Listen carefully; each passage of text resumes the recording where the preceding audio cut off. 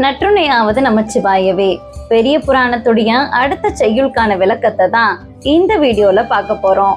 செய்யுள்: நெற்றியின் கண்ணர் நாள் பெருந்தோழர், நீரணி மேனியர் அநேகர், பெற்றமேல் கொண்ட தம்பிரான் அடியார், பிஞ்சகன் தன் அருள் பெறுவார், மற்றவர்க்கு எல்லாம் தலைமையாம் பணியும், மலர்கையில் சுரிகையும் பிரம்பும், கற்றைவார் சடையான் அருளினால் பெற்றான், காப்பது அக்கைலை மால் வரைதான்.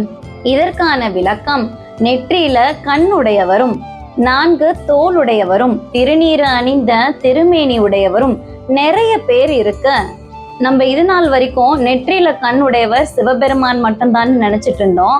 ஆனா இதுல சேக்கிழார் பெருமான் நெற்றியில் கண் அநேகர்னு குறிப்பிட்டிருக்கிறாரு. சைவ சித்தாந்தத்தின்படி 4 வகையான முக்திகள் இருக்கு: சாலோகம், சாமீபம், சாரூபம், சாயுஜ்யம். சாலோக முக்தினா சிவபெருமான் இருக்கிற உலகத்துல வாழ்றது. நம்ம இதுக்கு முன்னாடி செய்யுள்ல படிச்சோம் இல்லையா, கைலாய மலையில வந்துட்டு பல விலங்குகள் இருக்குன்னு, அந்த மாதிரி. சாமீபம்னா சிவபெருமானுடைய பக்கத்திலே அருகாமையிலே இருக்கிறது. சாரூபம்னா சிவபெருமான போல தெய்வீக தன்மை அடைகிறது. இதுல முதல் வரியில சேக்கிழார் பெருமான் குறிப்பிட்டிருக்கிறது சாரூப முக்தி பெற்றவங்களை பத்தி தான்.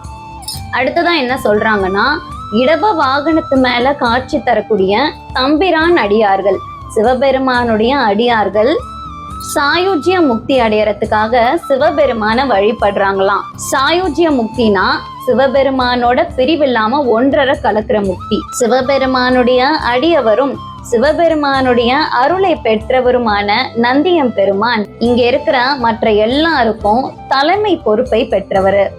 அவருடைய மலர் போன்ற கையால உடைவாளையும் பிரம்பையும் ஏந்தி கைலாய மலைய காத்தருள்றாரு. இவர் இந்த பெரும் பணியை பெற்றதற்கான காரணம் அடர்ந்த சடைமுடியை உடைய சிவபெருமானுடைய திருவருளாளன்னு சொல்லி இந்த செய்யுள முடிக்கிறாரு சேக்கிழார் பெருமான். 4 வகையான முக்தியை பத்தி வேறொரு வீடியோல விரிவா பார்க்கலாம். அடுத்த செய்யுளுக்கான விளக்கத்தோட அடுத்த வீடியோல பார்க்கலாம். திருச்சிற்றம்பலம்.